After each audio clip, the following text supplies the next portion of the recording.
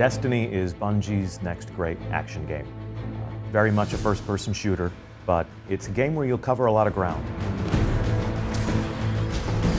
We want to root people in the familiar. We want to say, this happens here on Earth, in our solar system. This is, the Earth with the moon and the sun in the sky. This is the moon, you can see Earth, the pale blue dot.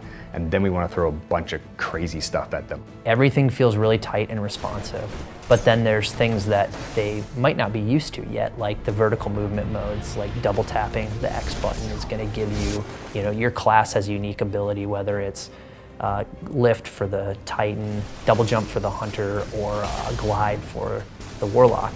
And then we have your super, which is your ability to project an amazing amount of damage in a short amount of time, and you pull R1 and L1 at the same time to do that. You go into third person briefly, and depending on the ability that you're using, you do something unique, but it feels really cool. The way that we can make the world feel really rich is by putting people in it. There's nothing less predictable than human beings.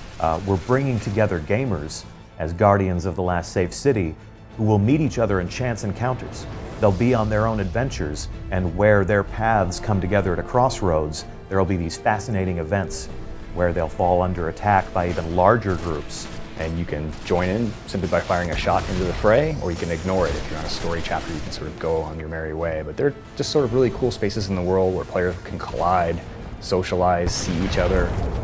When I'm upgrading my character, I'm not just browsing a series of menus and pushing buttons.